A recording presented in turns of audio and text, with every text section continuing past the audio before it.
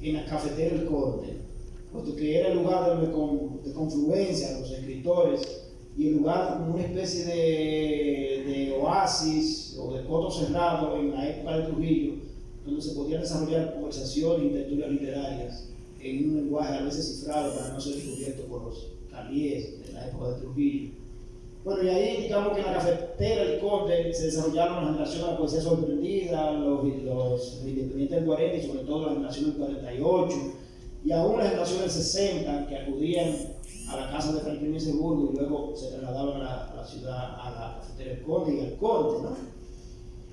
Porque todavía la Universidad Autónoma de Santo Domingo no tenía el impacto que tuvo después en el resto del mundo académico y sobre todo en la vida cultural y literaria de la República Dominicana. Yo creo que ese fenómeno vino a cambiar a partir de la creación del taller literario César Vallejo de la UAS en 1979, hace 40 años. Y puesto que ese taller sirvió como de epicentro para la formación de los futuros escritores y poetas de la generación de los 80. Y a partir de ahí entonces hay una especie como de lazo, de vínculo entre el escritor y la academia, es decir, entre la academia pública, que es la UAS, y el resto de la ciudad capital. Ese fenómeno también ha ido cambiando, después también de la presencia y de la fuerza que han tenido los escritores de la diáspora dominicana.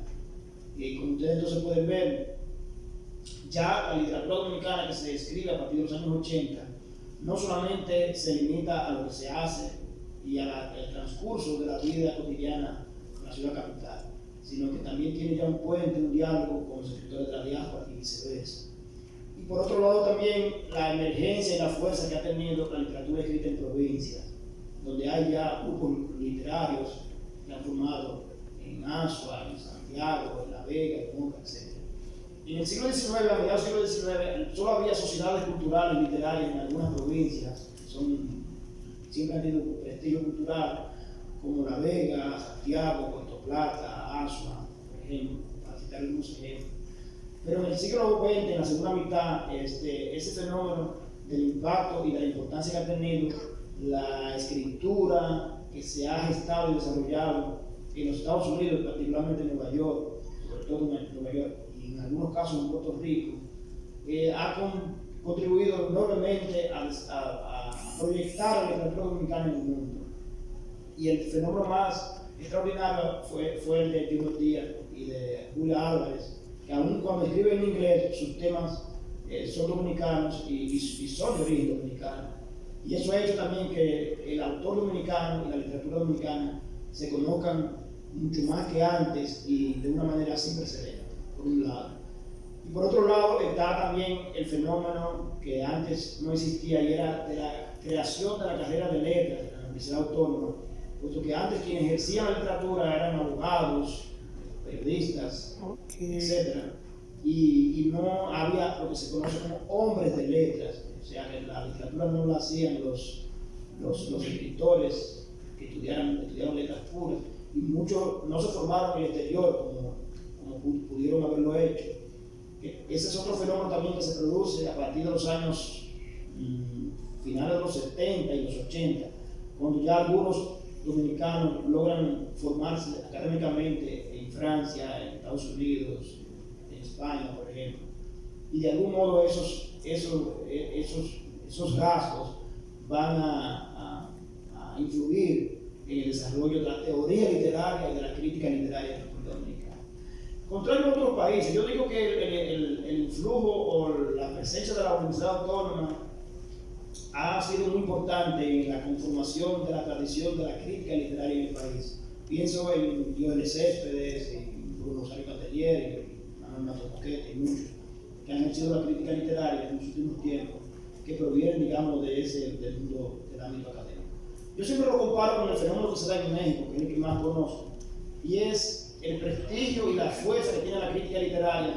No viene de las academias, no viene de la UNAM, proviene de círculos literarios que se fundaron alrededor del liderazgo de una figura como Octavio Paz, por ejemplo, y sobre todo de las revistas culturales, entiéndase Plural y Puerta, por ejemplo, y ahora Letras Libres.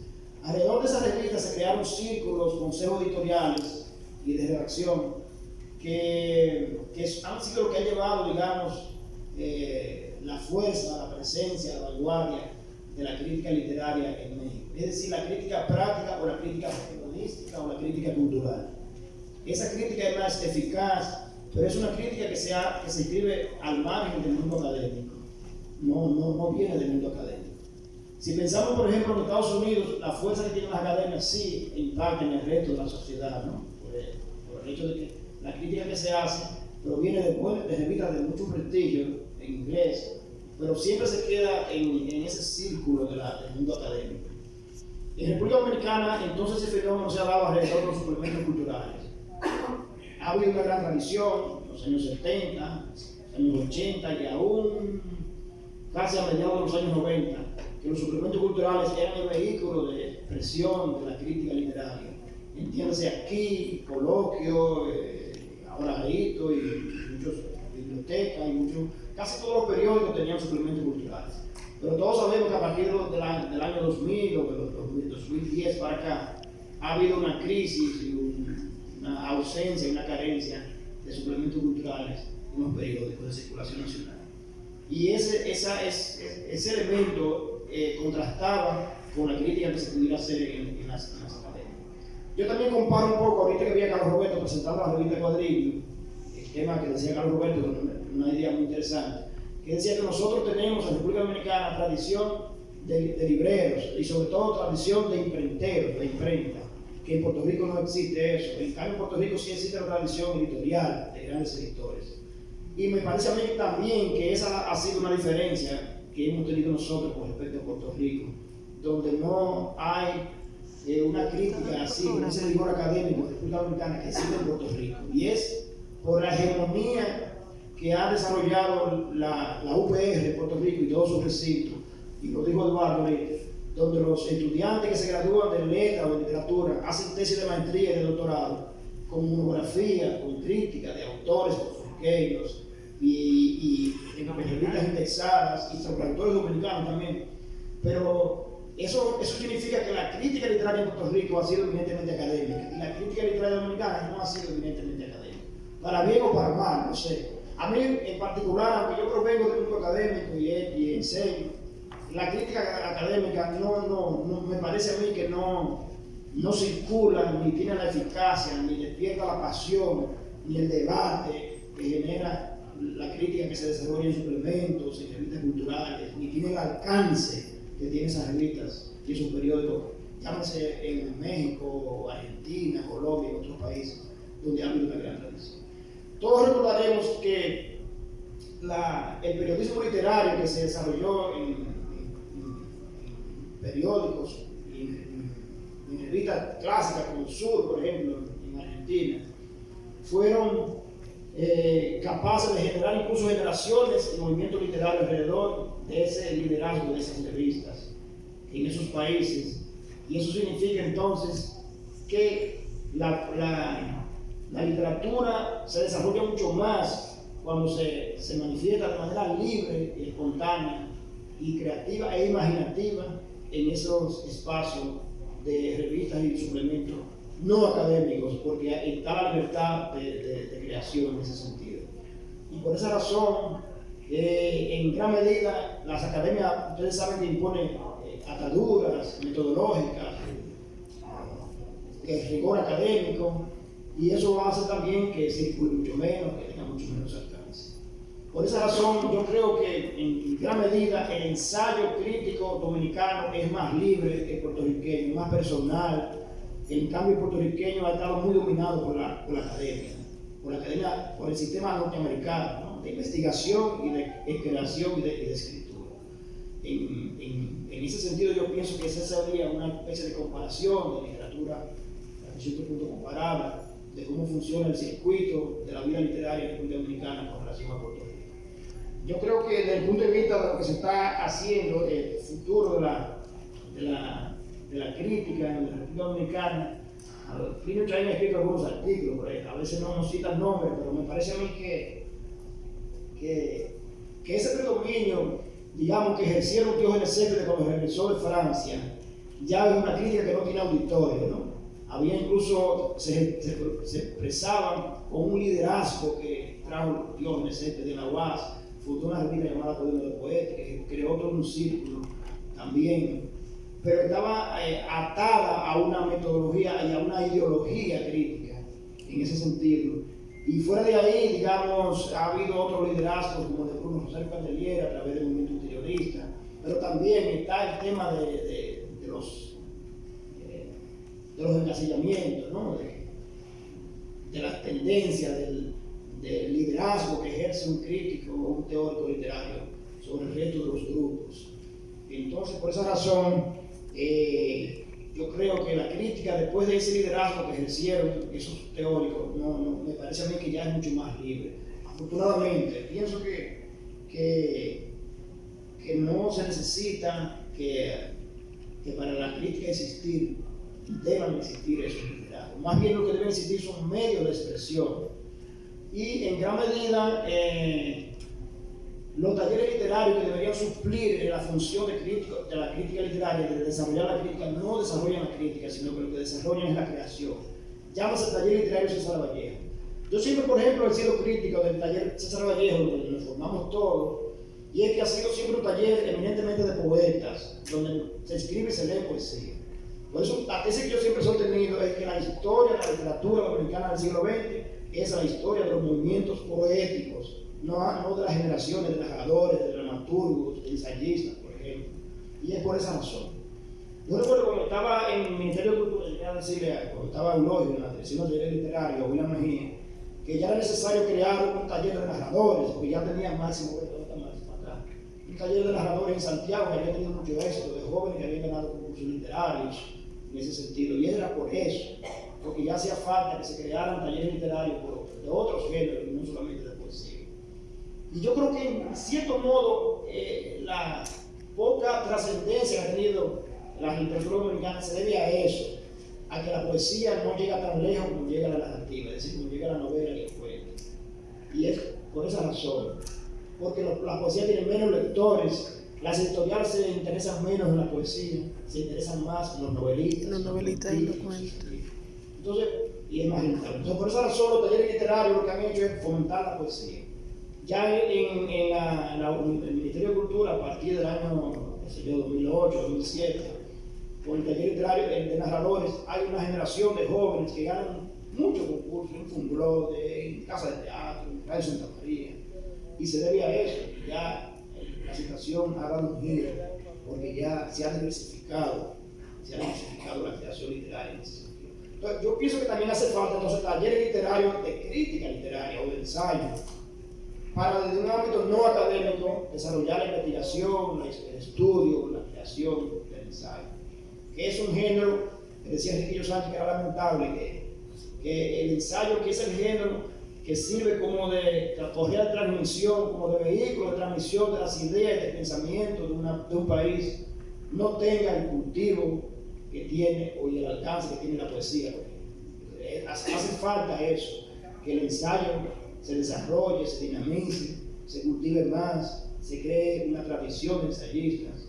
El ensayo personal, quiere decir ya literario, no académico, para que también haya una especie de convergencia, de confluencia y de integración de todos los géneros literarios, y para que se cultiven al mismo tiempo o a la vez, y se forme una tradición ya no solo de poetas, sino de ensayistas, dramaturgos, etc. Nosotros podemos ver, por ejemplo, que las generaciones de cuentistas y de dramaturgos que se producen en República Dominicana se producen después de la muerte de Trujillo, después del 60. Antes, las generaciones literarias eran eminentemente de poetas. Bedrinismo, poesía sorprendida, Independiente del 40, poesía sorprendida del 48. Ven, la explosión viene del 60, cuando ya los escritores cultivan otros géneros, cuento, teatro. Ven, es decir, a partir del regreso de Juan Bosch, que se convierte en un líder como cuentista y apadrinó incluso el primer concurso de cuentos, La Máscara, La Máscara, que luego fue con Casa de Teatro. Y eso fue muy importante para el impulso del cuento, llámese a partir de René del Risco, Miguel Fonseca, Efraín Castillo, Benny Chavarría, Armando Manza, y toda esa generación del 60 y del 60. Y fíjense ustedes que con el 65, con la generación de posguerra, vuelve otra vez a dominar la poesía. Los poetas del 65 son todos poetas prácticamente, no hay narradores, ya no hay dramaturgos. Y vuelve a los años 80 otra vez a dominar a través del taller de César Vallejo el fenómeno y el imperio de la poesía en relación al resto de los demás géneros literarios. Yo pienso que a partir de ahora, en los últimos tiempos, como reitero, con el tema de los talleres literarios, aquí está Fernando Berroa, que es capaz de cultivar varios múltiples géneros a la vez literarios. Eso pues, ha ido cambiando con esta dinámica, y que ya no solamente los talleres literarios están adscritos a universidades, sino que están adscritos a una institución cultural o estatal, como es el Ministerio de Cultura. Y si ustedes se fijan, y es una crítica que le hago a César Vallejo, que el César Vallejo se ha ido quedando atrás, se ha ido englosando. Ya casi nadie sabe ni siquiera que existe, cuáles son los miembros, de dónde salen, de dónde surgen. Porque ya hay otra competencia, hay otros talleres. Ya hay talleres literarios en el interior, hay un movimiento, una efervescencia de festivales de poesía en Jarabacoa, en Santo Domingo, en Puerto Plata, etc. Y la dinámica en gran medida ha cambiado, ¿no? Y estos encuentros que organiza una iniciativa magnífica de CONADESO, derrotarlo por provincias que tienen costas como Puerto Plata, Barahona, y ahora Higüey, luego irán a Samaná, Baní, no sé, Azua, etc. Eso ha hecho en gran medida que la literatura dominicana se dinamice, se proyecte, que debe ser la aspiración de todo escritor, no solo escribir como Franklin S. Burgos para la gente de la zona colonial, sino para el mundo. Yo recuerdo que yo, como vengo de Moca, visitaba a Julio Jaime Julia, que fue el gran, digamos, mentor de todas las generaciones literarias de Moca. Ustedes saben que Julio Jaime Julia escribió más de 60 libros y nunca fue creador, nunca escribió ni un poema, ni un cuento, ni una novela. Lo único que hacía eran antologías. Y él me decía que lo único que le interesaba era la crítica. Julio Jaime Julia no fue nunca ni a Haití. Entonces, esa herencia ha sido muy mala herencia que hemos tenido de escritores como Franklin Miese, Julio Jaime Julia, que no viajan, que no salen del país. Eso es fundamental, la interacción, que el escritor vaya a festivales internacionales, a congresos internacionales, a la Feria del Libro de Guadalajara, de donde sea, para producir ese intercambio editorial entre escritores, conocer escritores. En gran medida, la Feria Internacional del Libro, los festivales, el teatro, la poesía, han contribuido a crear ese puente necesario, importante, para el reconocimiento, la proyección del escritor dominicano en el mundo. Que antes era un muro, antes no se conocía a nadie, ningún escritor, con la excepción de lo que habían vivido en el exilio, es decir, Juan Bosch, Enrique Sureña, y los que vivieron en el autoexilio, como Pence, Manuel Cabral, pero más nada, ¿no? Entonces eso es muy importante, el tema del intercambio, del viaje, de esa experiencia, del estudio, para producir ese puente que ha sido tan esperado para la tradición literaria dominicana, y es la proyección internacional y la difusión de la ciudad.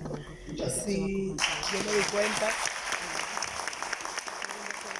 Estoy como maestra de la cuenta, un papelito. Tiene más de 20 minutos. Muy buenas tardes. Gracias a Juan por la invitación y a la universidad. Qué bueno que me tocó en primer lugar hablar sobre la narrativa. Por lo que ha dicho Basilio, porque yo voy a hacer, antes de entrar propiamente en el tema, muy brevemente, un recorrido también breve y rápido por una especie de contextualización de la narrativa dominicana y de la literatura en sentido general desde finales del siglo XIX y principios del siglo XX, muy rápido, muy breve.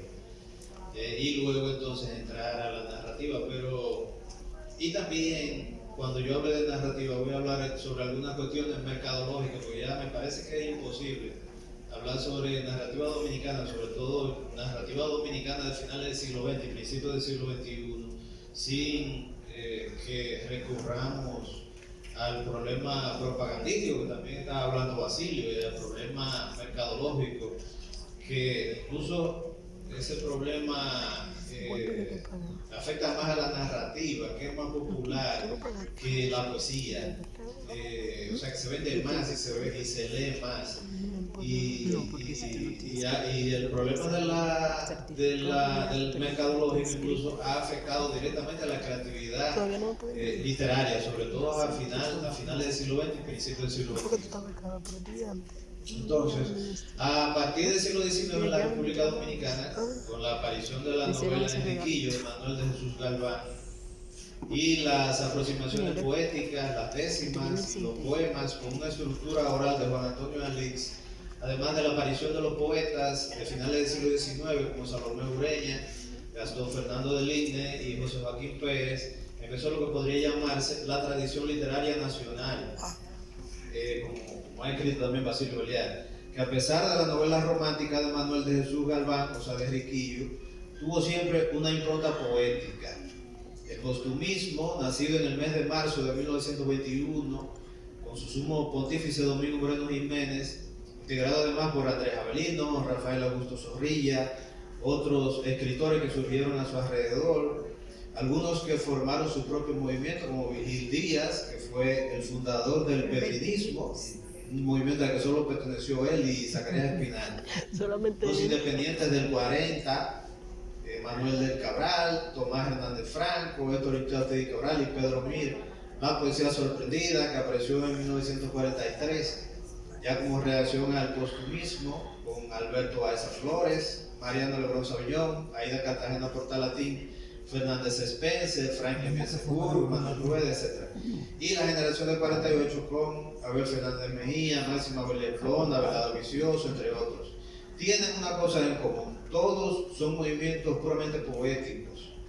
Para que apareciera en el contexto literario nacional un grupo que reuniera a los narradores, sobre todo cuentistas al principio, se tuvo que esperar hasta el Frente Cultural surgido durante la Revolución del 65, que abarcó, que fue un movimiento, aparte del literario, fue un movimiento evidentemente político, por la Revolución del 65, que abarcó no solo a poetas, sino a narradores, prosistas, artistas, plásticos, periodistas, al que pertenecieron el mismo Abelardo Vicioso, Miguel Alfonseca, Ramón Francisco, René del Risco, Juan José Ayuso, Janet Miller, y el poeta dominicano nacido en Haití y muerto durante la invasión norteamericana Jacques Piu, Renaud, entre otros.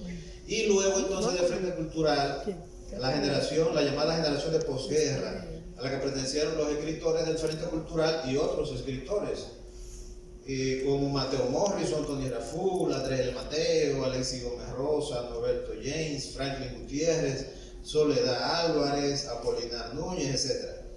Hasta llegar a lo que podría ser una generación intermedia, la generación del 70, que al final se adhirió a la más conocida generación del 80, con René Rodríguez Soriano, Tomás Castro, Juan Freddy Armando, Aquiles Julián, ya en el 80 José Mármol, Basilio Beliar, Plinio Chaín, Jorge Piña, Julio Adames, Dionisio López Cabral, Pastor de Moya, Dionisio de Jesús, Fernando Cabrera, o sea, una cantidad de escritores, entre otros, que abarcó también sobre todo a poetas, y que ha sido la más amplia de las generaciones literarias, la generación 80, en un país en el cual las generaciones y los movimientos literarios se encuentran muchas veces intrínsecamente ligados a la realidad nacional, a lo que acontece fuera de los ámbitos puramente literarios.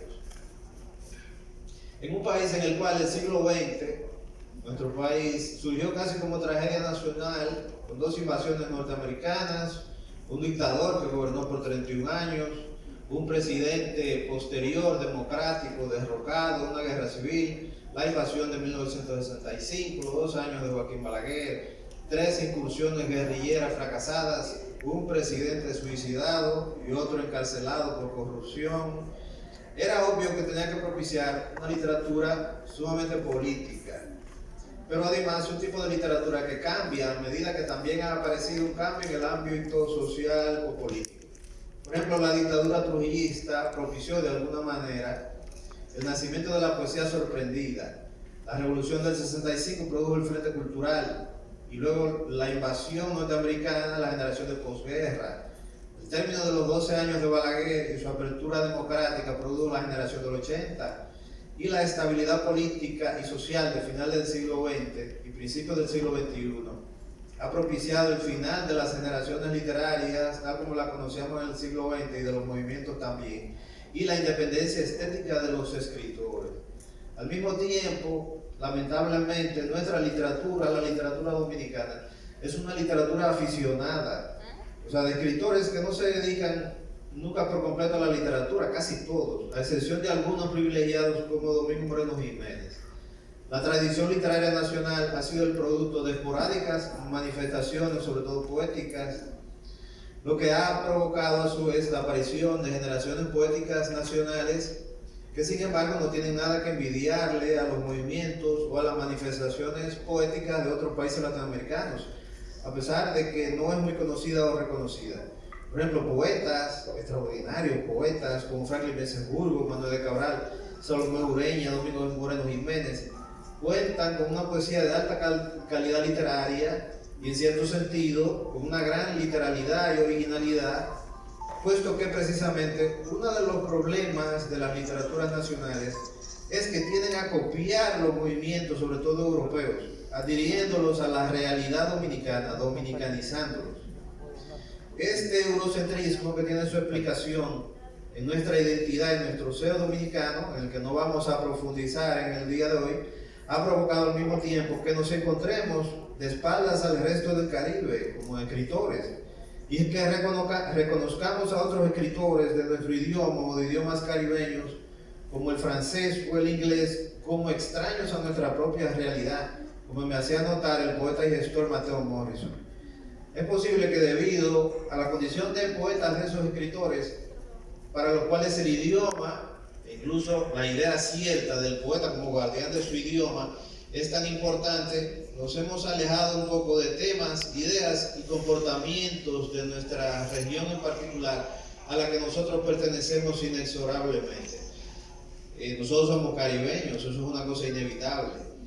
Escritores como los haitianos Jacques Romain o Jean-Stéphane Alexis, martiniqueños como Aimé Césaire o Edward Glissant, de Santa Lucía como Derek Walcott, cubanos como Alejo Carpentier, Guillermo Cabrera Infante o José Lezama Lima, son reconocidos en el mundo entero, pero no así los dominicanos de su generación, teniendo en cuenta además que la región del Caribe ha dado 5 premios Nobel de literatura: Saint John Perse de Guadalupe, Derek Walcott de Santa Lucía, B.S. Naipaul de Trinidad y Tobago, Gabriel García Márquez, que es de Aracataca, Magdalena, en el Caribe colombiano, y Miguel Ángel Asturias, que es del Caribe guatemalteco. A nuestro país nunca llegaron, por ejemplo, directamente como movimientos o como que los escritores dominicanos lo siguieran, movimientos literarios como el realismo mágico o lo real maravilloso de Alejo Carpentier, o el realismo maravilloso de Jean-Stéphane Alexis, o la negritud de Edward Glissant y de Aimé Césaire, como no llegaron tampoco a una isla como Puerto Rico debido a su condición colonial con respecto a los Estados Unidos. Ahora bien, si llegó una literatura, yo hablo completamente porque ha habido manifestaciones esporádicas e individuales de eso, sí llegó una literatura de género fantástico influenciada por Julio Cortázar y los escritores argentinos, una cuentística no fantástica, pero muy influenciada en la forma de escribir también por Cortázar, e incluso una cantidad de poetas nacionales se han identificado con Jorge Luis Borges, el más europeo de los escritores argentinos, con una gran influencia en su poesía. Voy a poner un ejemplo muy sencillo. La poeta y novelista Aida Cartagena Portalatín, una gran escritora dominicana ya desaparecida, fue muy amiga de Aimé Césaire y Edward Glissant, además del escritor africano Léopold Senghor, y participó con ellos en las ideas sobre la negritud y el colonialismo al que pertenecieron Aimé Césaire y Glissant, y que se expandió por Europa y América en la década del 30 del siglo XX.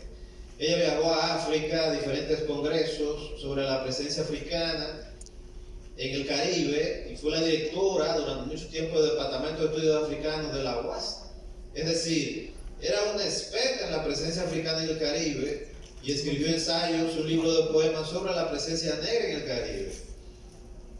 O sea, ella tiene libros de poemas sobre la presencia negra en el Caribe y evidentemente en la República Dominicana. Sin embargo, cuando escribió su primera novela, cuando escribió su primera narración, Escalera para Electra, Ella tuvo 2 novelas. Aída tomó un tema europeo, el drama Ifigenia en Taurus de Eurípides, para estructurar la novela, con su personaje principal, Swain, que es una Electra que vivía en Oca y asesinó a su madre, Clitemnestra, que se llamaba Rosaura en la novela, mientras Helene, que es la propia Aída Cartagena, un alter ego de la autora, es una escritora que viaja por Europa, por Grecia, y reflexiona sobre la novela como género literario, o sea, es una metanovela. A Aída nunca se le ocurrió escribir una novela sobre el Caribe, o sobre África, o sobre la negritud de sus amigos Césaire y Glissant, puesto que sus intereses eran otros, lo cual pone de manifiesto no una hipocresía, sino la realidad de cómo pensamos los dominicanos sobre nuestro propio pasado étnico, negro y esclavizado. Yo pongo eso de ejemplo, no tratando de criticar la novela, que es una muy buena novela, sino de que como eso ha afectado en un momento en que se le exigía a los escritores caribeños una cosa, eso ha afectado a los escritores dominicanos en el sentido de la promoción, de la propaganda. En la UNESCO existe un centro regional para el fomento del libro en América Latina y el Caribe que se llama CERLAC. De acuerdo a las estadísticas entregadas por ese centro, en Hispanoamérica, o sea, en nuestro idioma español, aquí en América, existen 5 países donde se venden más libros y donde más se lee, que son México, Argentina, Perú, Chile y Colombia. Esos son los 5 países donde más se lee y donde más se venden libros. Además, por el tamaño del mercado, son países grandísimos, países inmensos. El país en el cual más se lee y se venden más libros es Argentina, seguido de Chile. Al mismo tiempo, una coincidencia que realmente no es tal, los premios Nobel de Literatura en idioma español, excluyendo a Miguel Ángel Asturias, provienen de esos países, que son Pablo Neruda y Gabriela Mistral de Chile, Gabriel García Márquez de Colombia, Mario Vargas Llosa de Perú y Octavio Paz de México. Aunque todos sabemos que aunque Argentina no tiene un premio Nobel, hace mucho tiempo que debe tener uno. También los componentes del llamado boom latinoamericano pertenecen a esos países, que es donde más se lee. Mario Vargas Llosa de Perú, Carlos Fuentes de México, Julio Cortázar de Argentina, Gabriel García Márquez de Colombia y José Donoso, que en sus memorias, que se llama Historia Personal del Boom, se autoproclamó en sus memorias como la quinta pata del boom, que es de Chile. Ahí están los 5 países. También la mayoría de los ganadores de los premios Cervantes de literatura o de concursos importantes literarios convocados por editoriales son ganados por escritores de esos países. Es decir, todo no sucede por puro azar, sino que la promoción de la literatura cuenta con un componente mercadológico que no es posible olvidar. Un escritor dominicano, así como otros escritores de regiones ubicadas en la periferia de la periferia, que es donde nosotros estamos, no podrá nunca acceder a ese tipo de promoción, independientemente de la calidad de su literatura. Los escritores dominicanos solo son recordados